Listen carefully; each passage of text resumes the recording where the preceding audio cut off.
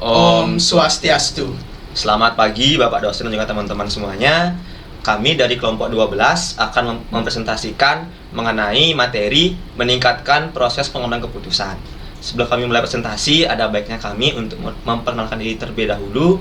Saya Ida Widodam Prajadita, nomor absen 15, dan rekan saya. Perkenalkan, nama saya Made Aradi Semayase dengan nomor absen 14. Untuk selanjutnya, langsung saja kita akan membahas mengenai topik yang akan kita bahas pada kali ini. Baik, di sini kita akan membahas 3 topik bahasan. Yang pertama, yaitu sistem informasi berperan pada pengambilan keputusan. Lalu yang kedua, proses intelijen bisnis pada perusahaan. Lalu yang ketiga, konstituensi intelijen bisnis. Baik, perkenalkan, nama saya Made Aradi Semayase dengan nomor absen 14. Di sini saya mohon izin untuk memulai presentasi dari kelompok kami. Baik, untuk materi yang pertama, subbab mengenai sistem informasi berperan pada pengambilan keputusan, di mana pembahasan pertama kita akan membahas mengenai proses pengambilan keputusan. Proses pengambilan keputusan adalah proses yang terdiri dari beberapa langkah. Simon menjelaskan ada 4 tahapan berbeda dalam pengambilan keputusan, yaitu yang pertama, intelijen. Intelijen terdiri dari menemukan, mengidentifikasi, dan memahami masalah yang terjadi dalam organisasi, serta menganalisa apa pengaruhnya terhadap perusahaan. Lalu yang kedua ada desain. Desain melibatkan identifikasi dan eksplorasi berbagai solusi untuk masalah tersebut. Lalu yang ketiga ada pilihan. Pilihan terdiri dari memilih di antara beberapa alternatif solusi. Dan yang keempat yaitu implementasi. Implementasi melibatkan pembuatan pekerjaan alternatif yang dipilih dan terus memantau seberapa baik solusi tersebut bekerja. Baik, untuk materi selanjutnya terkait dengan peran manajer dalam pengambilan keputusan. Mintzberg menemukan bahwa peran manajerial ini terbagi dalam 3 kategori. Yang pertama yaitu peran interpersonal. Dalam peran interpersonal, manajer bertindak sebagai pemimpin dengan cara berusaha memotivasi, menasihati, dan mendukung bawahan. Manajer juga bertindak sebagai penghubung antara berbagai tingkat organisasi. Dalam setiap level manajemen, mereka berfungsi sebagai penghubung di antara anggota tim manajemen. Manajer menyediakan waktu dan bantuan yang mereka harapkan akan dikembalikan dalam bentuk kesuksesan perusahaan. Lalu peran yang kedua yaitu peran informasi. Dalam peran informasi, manajer bertindak sebagai pusat saraf organisasi. Mereka menerima informasi paling konkret dan terkini, lalu mendistribusikannya kepada mereka yang membutuhkannya. Oleh karena itu, para manajer adalah penyebar informasi sekaligus juru bicara bagi suatu organisasi. Lalu peran yang ketiga yaitu peran pengambilan keputusan. Dalam perannya sebagai pengambil keputusan, mereka bertindak sebagai wirausahawan dengan memulai jenis kegiatan baru. Mereka juga menangani gangguan yang timbul dalam perusahaan, serta mengalokasikan sumber daya kepada anggota staf yang membutuhkannya. Selain itu, apabila terjadi konflik, maka manajer menjadi penengah sekaligus pengambil keputusan untuk bernegosiasi dan menengahi pihak yang memiliki konflik. Lalu kita lanjut ke materi selanjutnya yaitu terkait pengambilan keputusan dalam dunia nyata. Di mana dalam peran manajerial, sistem informasi diharapkan dapat meningkatkan keputusan untuk perusahaan. Namun terdapat 3 alasan yang menyebabkan sistem informasi tidak selalu membuahkan hasil yang positif. Di mana alasannya pertama yaitu kualitas informasi. Keputusan berkualitas tinggi tentunya membutuhkan informasi berkualitas tinggi juga. Jika output ataupun keluaran dari sistem informasi tidak memenuhi kriteria, maka pengambilan keputusan tentunya akan mengalami penurunan kualitas. Lalu alasan yang kedua yaitu fitur manajemen. Dengan informasi yang tepat dan akurat pun, manajer masih dapat membuat keputusan yang kurang baik. Manajer menyerap informasi melalui serangkaian filter untuk memahami dunia di sekitar mereka. Manajer memiliki perhatian yang sensitif serta selektif yang terfokus pada jenis masalah dan solusi tertentu, serta memiliki berbagai bias yang menolak informasi yang tidak sesuai dengan konsepsi ataupun fitur manajemen mereka sebelumnya. Lalu, untuk alasan yang ketiga yaitu organisasi inersia dan politik, di mana organisasi adalah birokrasi dengan kemampuan dan kompetensi terbatas untuk bertindak secara tegas, di mana ketika lingkungan berubah dan bisnis perlu mengadopsi model bisnis baru untuk bertahan hidup, kekuatan kuat dalam organisasi menolak membuat keputusan yang menyerukan perubahan besar. Keputusan yang diambil oleh perusahaan seringkali mewakili keseimbangan berbagai kelompok kepentingan perusahaan daripada solusi terbaik untuk masalah tersebut. Baik, materi selanjutnya yaitu pengambilan keputusan berkecepatan tinggi. Pada zaman sekarang, banyak keputusan yang dibuat oleh organisasi tidak dibuat oleh manajer secara langsung. Misalnya saat kita memasukkan tulisan ke mesin penelusuran Google. Google lah yang harus memutuskan URL mana yang akan ditampilkan rata-rata dalam waktu sekitar setengah detik. Kelas keputusan yang sangat terstruktur ini berkembang sangat pesat. Apa yang membuat jenis pengambilan keputusan otomatis berkecepatan tinggi ini mungkin adalah algoritma komputer yang secara tepat menentukan langkah-langkah yang harus diikuti untuk menghasilkan keputusan. Database yang sangat besar, prosedur berkecepatan tinggi, dan perangkat lunak yang dioptimalkan untuk tugas tersebut menyebabkan situasi di mana manusia atau manajer dieliminasi dari rantai keputusan karena mereka dianggap terlalu lambat. Ini juga berarti organisasi di area ini membuat keputusan lebih cepat daripada yang dapat dipantau atau dikendalikan oleh manajer. Manusia yang menulis perangkat lunak telah mengidentifikasi masalah, merancang metode untuk menemukan solusi, menentukan berbagai solusi yang dapat diterima, dan menerapkan solusi tersebut. Jelas, dengan manusia di luar lingkaran, kehati-hatian harus diberikan untuk memastikan pengoperasian yang tepat dari sistem ini, agar tidak merugikan organisasi dan manusia secara signifikan. Baik, kita sekarang lanjut ke subbab kedua mengenai proses intelijen bisnis pada perusahaan. Sebelum kita lanjut, kita ada baiknya memahami pengertian dari intelijen bisnis itu sendiri.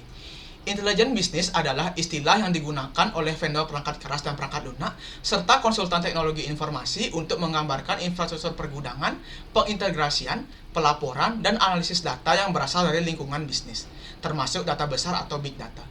Intelijen dan analitik bisnis pada dasarnya adalah tentang mengintegrasikan semua aliran informasi yang dihasilkan oleh sebuah perusahaan ke dalam satu rangkaian perusahaan yang koheren. Baik, untuk materi selanjutnya yaitu mengenai lingkungan intelijen bisnis, di mana dalam lingkungan intelijen bisnis tersebut terdapat 6 elemen, di mana elemen yang pertama yaitu data dari lingkungan bisnis. Bisnis harus berurusan dengan data terstruktur dan tidak terstruktur dari berbagai sumber, termasuk dari big data. Data perlu diintegrasikan dan diatur sehingga dapat dianalisis dan digunakan oleh pembuat keputusan, yaitu manajer suatu perusahaan. Lalu untuk elemen yang kedua yaitu infrastruktur intelijen bisnis. Fondasi yang mendasari kecerdasan bisnis adalah sistem database yang kuat yang mampu menangkap semua data yang relevan untuk mengoperasikan bisnis.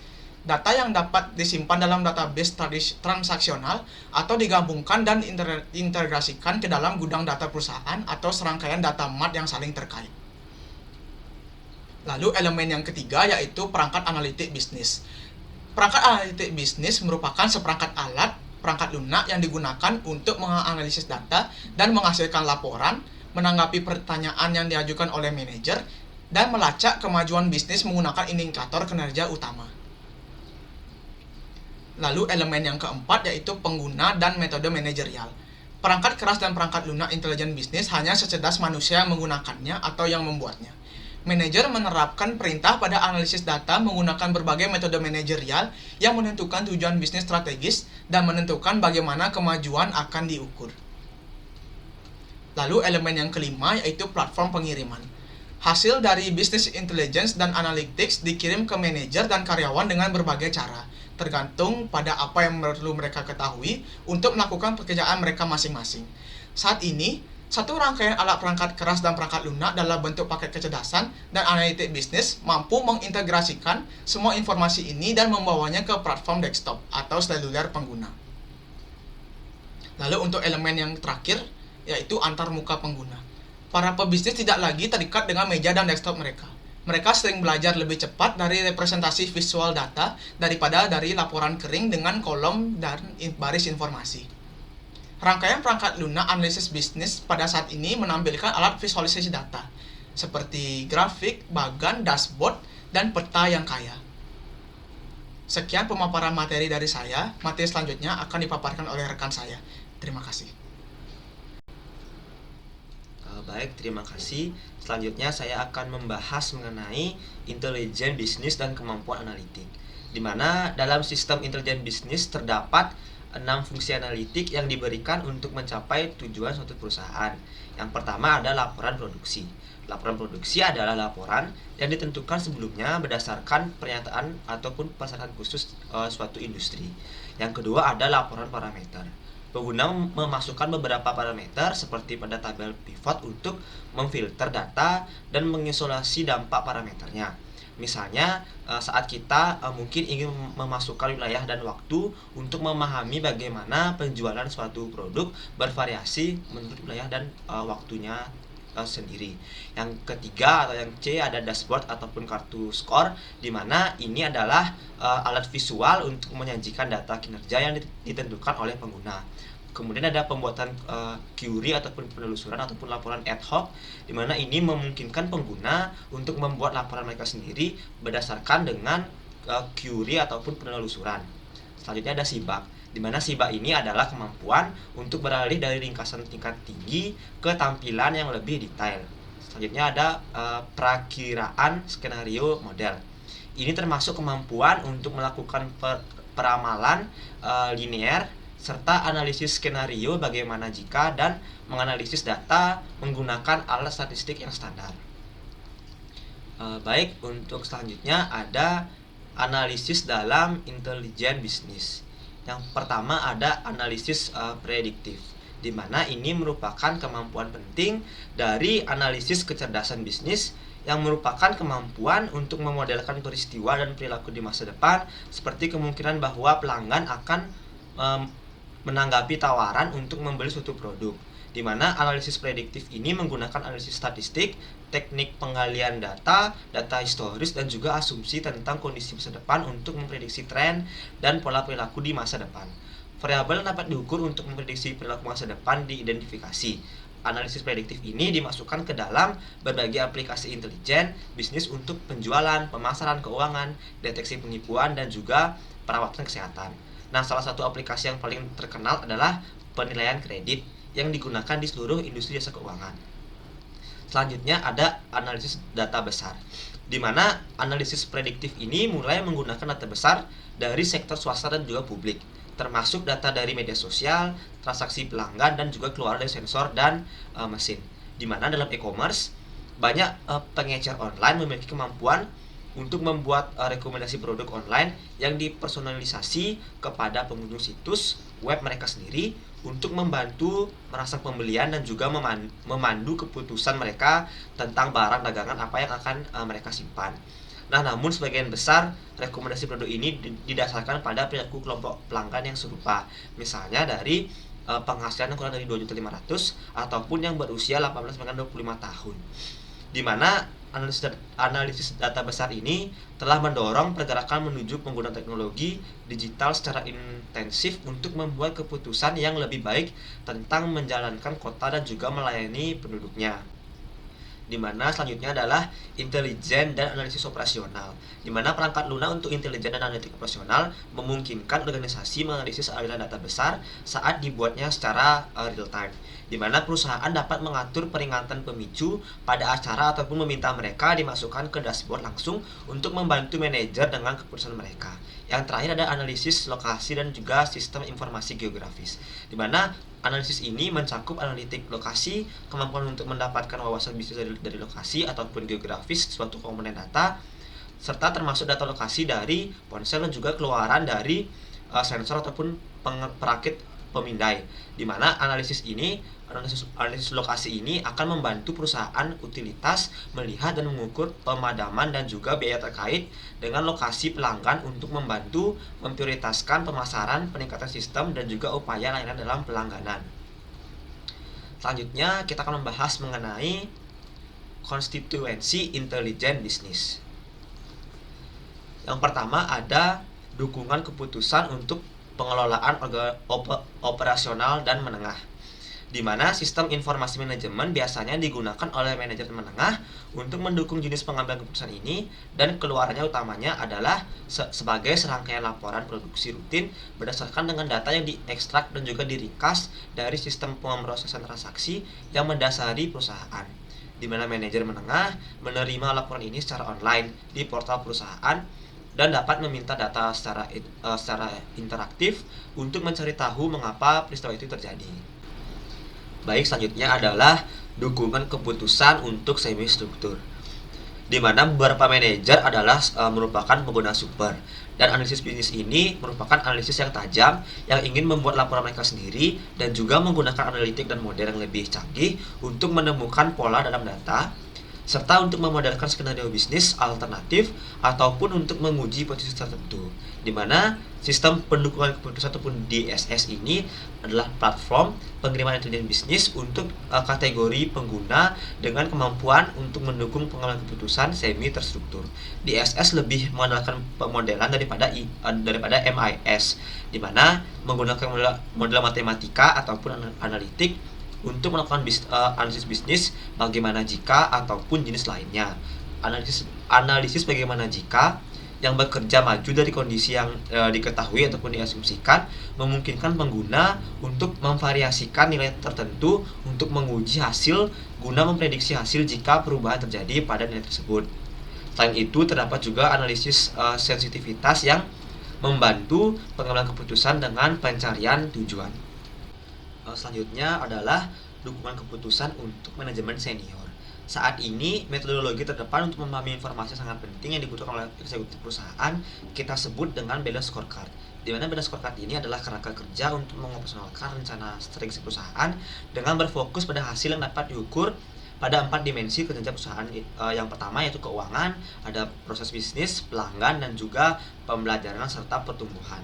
Di mana kinerja setiap perusahaan ini diukur dengan menggunakan indikator kinerja utama yang merupakan ukuran yang diusulkan oleh manajemen senior untuk memahami seberapa baik kinerja suatu perusahaan sepanjang dimensi tertentu. Nah, di mana balance scorecard ini dianggap seimbang karena menyebabkan manajer berfokus pada lebih dari sekedar kinerja keuangan saja. Nah, setelah scorecard ini dikembangkan oleh konsultan dan juga eksekutif senior, langkah selanjutnya adalah mengotomasikan aliran informasi ke eksekutif lain dan juga manajer lain untuk setiap indikator kerja utama.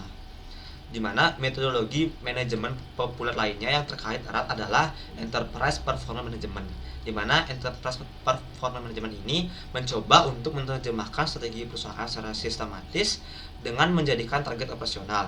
Setelah strategi dan juga target diidentifikasi, serangkaian indikator kinerja yang utama yang kemudian dikembangkan yaitu yang mengukur kemajuan menuju target. Kinerja perusahaan kemudian diukur dengan informasi yang diambil dari sistem database perusahaan. Karyawan di bawah hierarki perusahaan juga menggunakan sistem ini untuk memantau dan juga mengukur kinerja bisnis di bidang tanggung jawab mereka sendiri. Nah, jika pengguna mengalami kesulitan untuk mengidentifikasikan materi penting dalam laporan keuangan ini, di mana mereka terima dan juga mereka harus memproduktivitaskan karyawan dan juga kinerja bisnis yang akan kemungkinan terganggu. Selanjutnya adalah sistem pendukung keputusan kelompok ataupun GDSS. Nah, begitu banyak pekerjaan yang diselesaikan dalam kelompok dalam perusahaan sehingga kategori sistem khusus yang disebut dengan sistem pendukung keputusan kelompok ataupun GDSS ini telah dikembangkan untuk mendukung pengambilan keputusan kelompok dan juga organisasi. GDSS ini adalah sistem yang berbasis komputer interaktif untuk memfasilitasi solusi dari masalah yang tidak terstruktur oleh sekumpulan pembuat keputusan yang bekerja secara bersamaan sebagai suatu kelompok di lokasi yang sama ataupun di lokasi yang berbeda. Nah, sistem kolaborasi dan alat berbasis web ini untuk konferensi video dan juga pertemuan elektronik yang dijelaskan sebelumnya dalam teks ini mendukung beberapa proses pengambilan keputusan kelompok, tetapi fokus utamanya adalah sebagai komunikasi. Nah, GDSS ini menyediakan alat dan juga teknologi yang diarahkan secara eksplisit untuk pengambilan keputusan kelompok. Di mana GDSS ini memungkinkan untuk meningkatkan ukuran rapat sekaligus meningkatkan produktivitas karena individu berkontribusi secara bersama-sama, bukan satu persatu. GDSS mempromosikan sesuatu kolaboratif dengan menjamin nominasi kontributor sehingga peserta fokus pada evaluasi ide sendiri tanpa takut dikritik secara pribadi ataupun ide mereka ditolak berdasarkan kontributor. Nah, alat pengukuran lunak GDSS ini mengikuti metode terstruktur untuk mengatur dan juga mengevaluasi ide dan untuk mempertahankan hasil rapat, serta memungkinkan untuk non-hadir untuk menemukan informasi yang dibutuhkan setelah rapat, di mana efektivitas GDSS ini bergantung pada sifat masalah dan juga kelompok, serta seberapa baik pertemuan direncanakan dan dilaksanakan. Baik, sekian presentasi dari kelompok kami, kelompok 12. Mohon maaf apabila ada kesalahan kata ataupun perbuatan. Semoga materi dari kami dapat dipahami dengan baik oleh teman-teman semua. Baik, sekian dari kami. Kami tutup dengan para Santi. Om Santi Santi Santi Om.